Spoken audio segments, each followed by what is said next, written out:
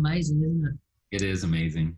So what would you like to say to we had this conversation, I'd like to ask therapists, if you could go back in time, you now, what would you say to the new you that was walking in through India and starting that first massage, going, will I go into this industry or not? What words, pearls of wisdom would you give? Well, I think one of the things that I didn't know at the time that I was doing was what I would now tell myself is the most important thing to do. And that is that working on yourself, on how to deal with life. So your mental health, your physical health, your nutrition, and how you relate to people. And one of the key things in relating to people is having a non-judgmental attitude. That's one thing that always comes up in my head.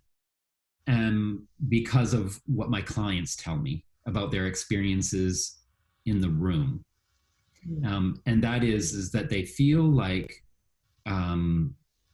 they can go through whatever happens is okay, that I'm not judging them for that shouldn't have happened, or that I'm uncomfortable that it's happened, or that they should do something else. They can just go through what they need to go through and know that I'm there to either support them or just be with them or to give suggestions without making a judgment that it is a good thing or a bad thing or the right thing or the wrong thing. And I think that's been one of the strongest pieces of my practice, and I didn't realize it for years and years and years. And clients would tell me this kind of thing, and I'd say, "Oh, I'm so happy that they feel that way, right?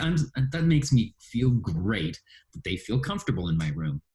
And what I didn't realize until later, and definitely now with all this research coming out about it, is that is probably one of the most important things of our treatments, because it's hard for somebody to heal in whatever they're going through, whether it's a physical or an emotional, mental thing.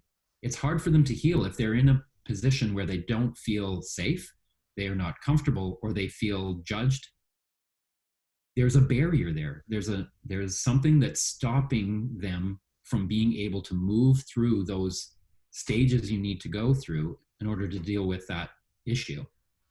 So having that kind of ability to be with people and let them be themselves and let all of that be okay, while taking all of this incredible knowledge and skill that you have in the modalities that you have, that amplifies everything and makes everything you do even better. I was listening to a great podcast by Whitney Lowe and 𝙬𝙤𝙪𝙡𝙀, The Thinking Practitioner. It's a great podcast. It's on Apple Podcasts. Okay. How do you spell it? I know Whitney. Yeah, Whitney Lowe and Till, T-I-L. Oh, Till Lockhart. Yes. Yeah. Lockhart. Yes. Yeah. Yes. Great. Yeah, and one of their sessions was on that. It was on everything that you do around your actual treatment and how important that is. So I think telling my younger self that meditating, dealing with stress, figuring out how to deal with your mental health, whether that's depression, whether that's just that feeling of being lost or sad or not knowing what you want to do, dealing with all those things is what's going to make you an even better therapist. Because if you don't struggle, if you don't go through those things, when your clients are struggling, you won't know how to support them. Yeah. So when you struggle and you try and figure out your life and you use tools to do that, those are going to be your strengths being brought into your practice that round out your practice to be something that people will connect to because it matters. It makes a difference. Yeah, actually, that's a really good point. When people connect with same, so if they, at an intuitive sense, they go, this person understands where I am coming from, I feel safe in this environment. So yeah, we can put ourselves in a bubble and hide and avoid everything, but you won't be a great practitioner if you if you push yourself through into those different areas of like, how can I be better? How can I fall down and learn how to get up? Yes. Because I'll be better for it.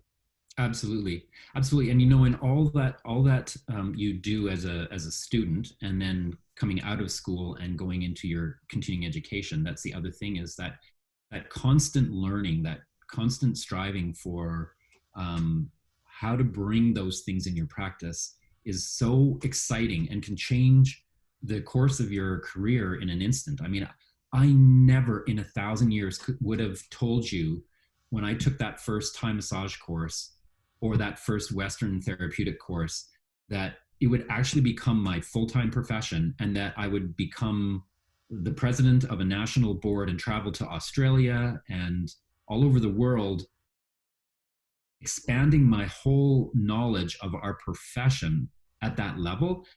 It never entered my mind at that point. But the relationships that I built, the people that I met through the experiences that I had around that, being open and creative, right? It brings people or things into your life that you connect to, and that inspires you, and that inspires your clients. Yes, right? I totally agree. Well, on that beautiful positive note,